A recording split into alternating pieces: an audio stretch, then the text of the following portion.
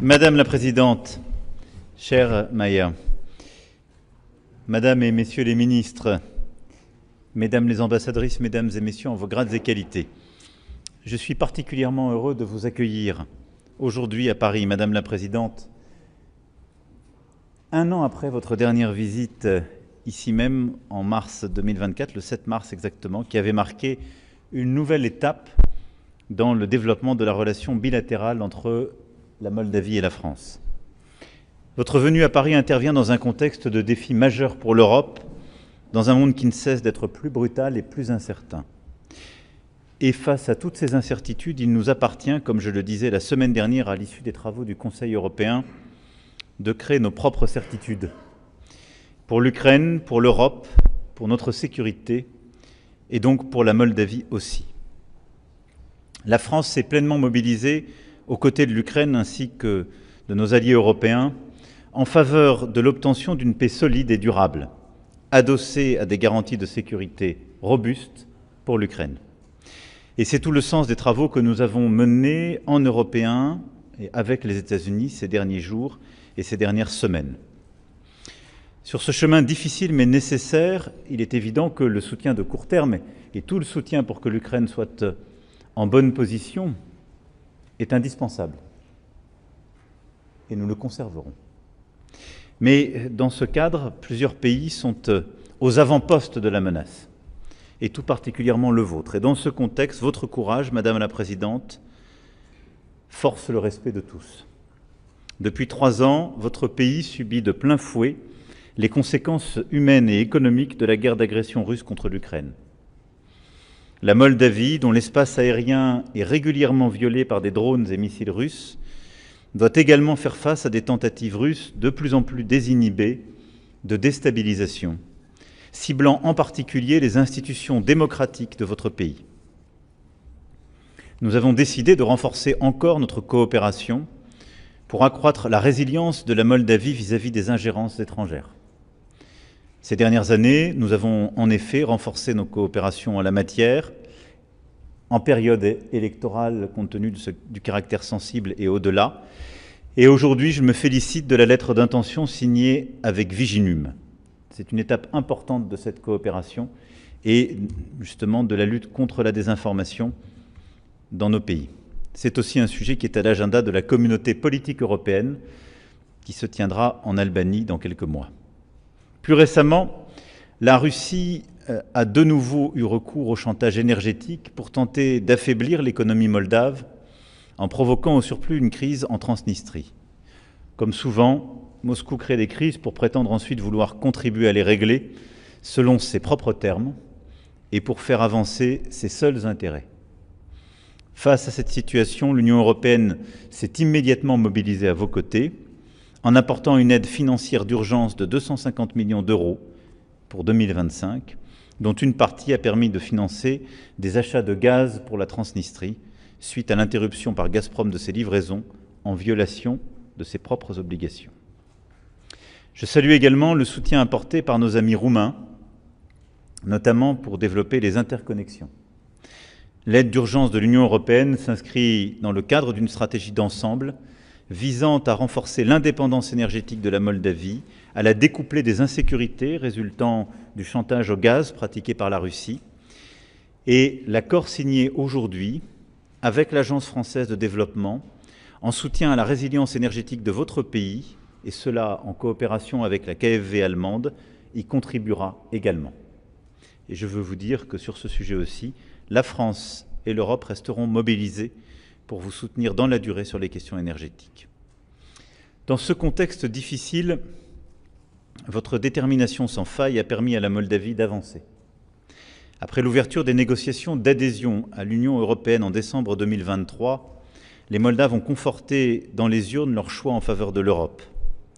Votre pays a réalisé des progrès importants que je tiens à saluer dans la mise en œuvre de réformes ayant conduit à l'adoption par l'Union européenne d'un plan de croissance ambitieux doté de 1,9 milliard d'euros qui permettra de dynamiser votre économie et de moderniser vos infrastructures. Ceci est le fruit, une fois encore, de votre courage, de votre détermination à faire avancer la Moldavie vers ce chemin européen qui est aussi celui de la prospérité et de la sécurité. Dans le même temps, nous poursuivons l'approfondissement de notre relation bilatérale, engagée depuis votre élection en décembre 2020, selon la voie que nous avons tracée ensemble depuis le début et renforcée il y a un an. Le forum d'affaires France-Moldavie, avec le concours de Business France, permet de mieux faire connaître votre pays auprès des 200 entreprises et investisseurs potentiels français qui y participent. Un accord important en matière de protection sociale sera signé aujourd'hui, qui simplifiera grandement le quotidien concret de vos compatriotes établis de longue date en France. Et c'est, je crois, pour nos deux ministres, une fierté de le signer devant nous. Nous souhaitons également une entrée en vigueur rapide de l'accord sur la reconnaissance des permis de conduire, pour lequel vous vous êtes beaucoup battus. Nous souhaitons également renforcer notre action en direction de la jeunesse moldave à travers nos programmes de coopération en matière d'éducation, de protection du patrimoine culturel, de promotion de la francophonie. Et les travaux ont aussi permis de finaliser la diffusion maintenant prochaine par Arte de ces contenus en roumain et en russe, en Moldavie, sur sa plateforme et les réseaux sociaux. Ce qui permettra là aussi à une grande chaîne européenne de pouvoir faire partager ces contenus dans votre pays. Je veux ici, en conclusion, Madame la Présidente, réaffirmer notre soutien indéfectible à l'indépendance, la souveraineté et l'intégrité territoriale de la République de Moldavie, dans ses frontières internationalement reconnues. La France est et restera aux côtés de la Moldavie et à vos côtés, Madame la Présidente, pour aider le peuple moldave à accomplir ses aspirations européennes et pour construire ensemble une Europe plus sûre et plus forte, libre de choisir son destin. C'est cela ce que vous portez depuis 2020 et c'est ce chemin sur lequel nous vous accompagnons et nous accompagnerons sans faille. Je vous remercie. Monsieur le Président Emmanuel, thank you for the warm welcome at the Elysee. It's an honor to be here and to discuss how to further deepen the strong partnership between Moldova and France. Moldova is grateful for France's friendship and partnership. Ladies and gentlemen, Europe's peace has been built and maintained by strong alliances. Moldova has benefited from this collective effort. But we have also seen how fragile peace is when taken for granted. Today, our continent faces the gravest security threat in 80 years, a tragic moment in European history. The only way forward is together, united in our vision for a peace that lasts. Peace is not capitulation. Peace is not a ceasefire that poses aggression. Peace needs robust and credible guarantees. Ukraine needs guarantees. Europe needs guarantees. We all need guarantees so that the next ceasefire is not just a prelude to another war. Moldova has learned firsthand that Russia breaks every promise. It pledged to withdraw its illegal troops from our territory by 2002. Never did. It cut off gas, violating its own supply contract. It imposes embargoes on Moldovan produce, ignoring trade agreements.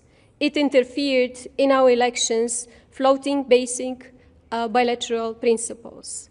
These aren't isolated acts.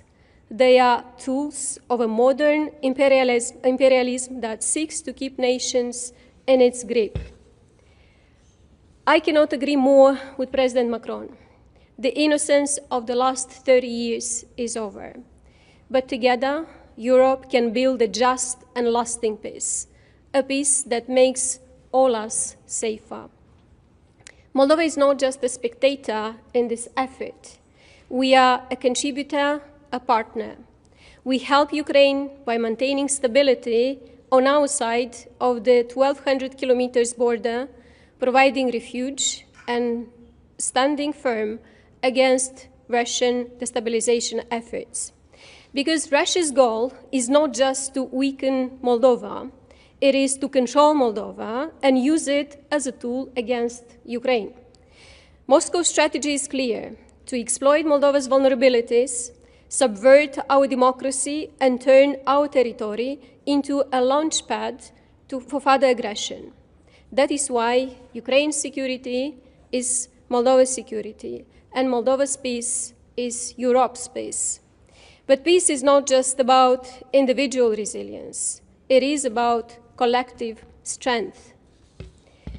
Ukraine's resistance has shielded not just Moldova, but all of Europe from a greater threat. But this fight comes at a cost. And while Ukraine holds the line, Europe must hold firm. The war against Ukraine is a threat to everyone in Europe. An unstable peace will not end the danger. It will only prolong it.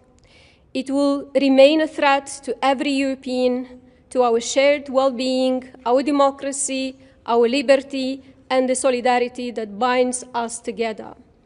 Therefore, supporting Ukraine is not just about Ukraine. It is about securing all of Europe. No EU or NATO country can feel safe if Ukraine is abandoned, defeated, or pressured into an unjust peace. France understands this. Under President Macron's leadership, France is working to ensure that Europe stands strong. Now imagine if the EU had remained a union of just 6 countries. Would Europe be as strong today? Every enlargement has made Europe safer, more prosperous, more resilient. A more integrated, resilient EU means a stronger economy, better infrastructure, a more stable future for all. Every enlargement of the EU is an enlargement of peace. Moldova became a candidate country under the French EU presidency, and France has stood by us every step of the way.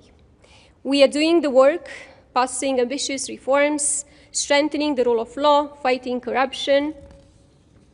We are changing Moldova for the better, because EU accession is not just a destination, it is the path to a stronger country. But no country builds resilience alone. When war broke out, France, Germany, and Romania launched the Moldova Support Platform, helping us navigate the crisis, protect our peace and our people, and stay the course with reforms and EU integration. This was European solidarity in action, and Moldova is grateful. Dear Mr. President, Moldova and France are building a partnership that delivers real results for our citizens. We're working together on Moldova's energy security, diversifying sources, improving efficiency, and investing in renewables. Moldova is no longer dependent on Russian gas, and today we take another step forward. Together with the Agence Française de Développement, we are signing a €30 million agreement to improve energy efficiency in Moldova. This investment will reduce energy waste, lower costs, and strengthen our energy independence. We're also working to increase Moldova's forest cover by 5%, improving our climate resilience. Our cooperation in the security and defense sector is also strong, and today we are committing to join forces in fighting disinformation, because in today's world, truth is as vital as security. Our economic ties are growing, built on trust, investment, and shared opportunity. French companies were among the first to invest in Moldova, bringing capital, creating jobs, transferring knowledge. And this is just the beginning. In the coming years, Moldova will receive a total of €1.9 billion in EU investment through the growth plan, an opportunity for businesses in both our countries. These funds will modernize infrastructure, improve the business climate, and create new avenues for investment, ensuring economic gains for both Moldova and the EU. For tomorrow's Moldova-France Business Forum, I have one clear message. Moldova is open for business. Our goal is EU membership by the end of this decade. Those who invest early will be in a winning position, not just in Moldova, but in a future EU member state. The strong relationship between Moldova and France is built and strengthened by people. The Moldovan community in France is vibrant and hardworking, contributing to both economies and keeping democracy strong at home. We're proud of them. Today's agreement on social protection is a tangible step in delivering for them. France too is present in Moldova, a growing French community. Entrepreneurs, investors, and experts is helping Moldova develop. This is what our partnership looks like. Real people, real projects, real impact. Dear Mr. President, ladies and gentlemen, Moldova and France are not just partners, we are friends. We share the same vision, a stronger, united, peaceful Europe. Moldova is already playing its part as a future EU member, as a country that stands for democracy and peace, as a reliable partner for France and for Europe. Together, thanks to the leadership of President Macron and other European leaders, we will continue building a Europe that is free, prosperous, and secure for generations to come. Merci, Monsieur le Président. Merci, la France. Merci, Madame la Présidente.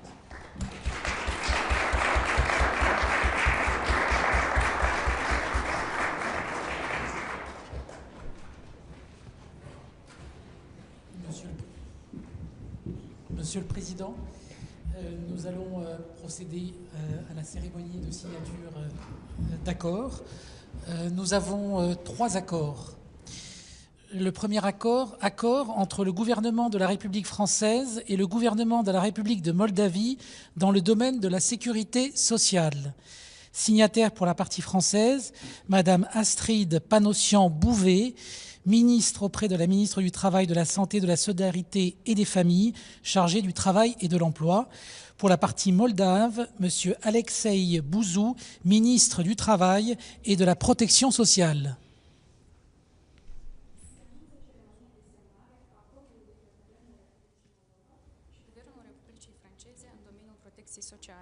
Semnează din partea Republicii Moldova domnul Alexei Buzu, ministrul Muncii și Protecției Sociale al Republicii Moldova.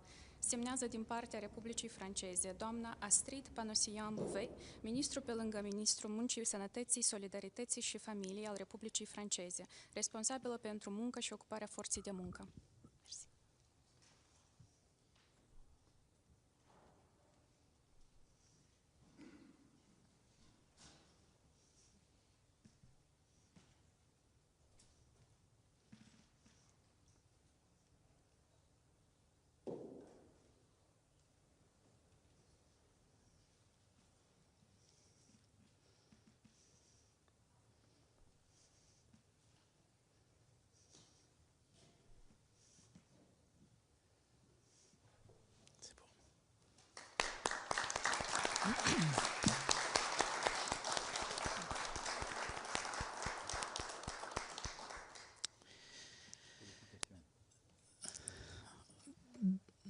Deuxième accord, convention de crédit de l'Agence française de développement, signataire pour la partie française, Monsieur Rémi Rioux, directeur général de l'AFD, co-signé par Madame Dominique Wag, ambassadrice de France en Moldavie, pour la partie moldave, Monsieur Dorin Junghietu, ministre de l'Énergie. Cel de-al doilea acord, acordul de facilitate de credit dintre Republica Moldova și Agenția franceză pentru dezvoltare. Semnează din partea Republicii Moldova domnul Dorin Junghietu, ministrul al energiei al Republicii Moldova. Din partea Republicii franceze semnează domnul Rémi Rioux, directorul general al Agenției franceze pentru dezvoltare, consemnat de către doamna, excelența sa doamna Dominique Wag, ambasadorul Republicii franceze în Republica Moldova.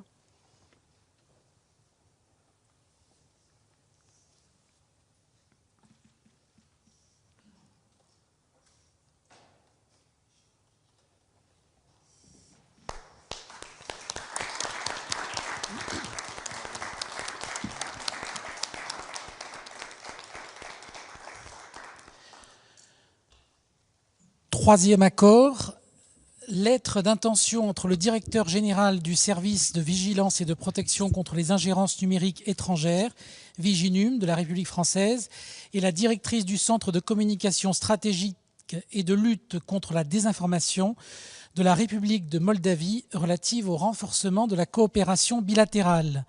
Pour la partie française, M. Marc-Antoine Briand, chef du service de vigilance et protection contre les ingérences numériques étrangères. Pour la partie moldave, Mme Anna Revenko, directrice du Centre de communication stratégique et de lutte contre la désinformation.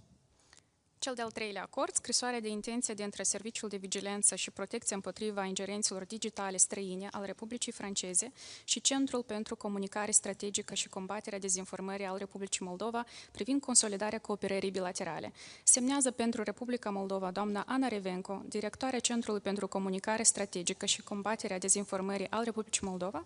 Semnează pentru Republica Franceză domnul Marc-Antoine Briand, șef al Serviciului de Vigilență și Protecție împotriva ingerențelor digitale străine al Republicii Franceze.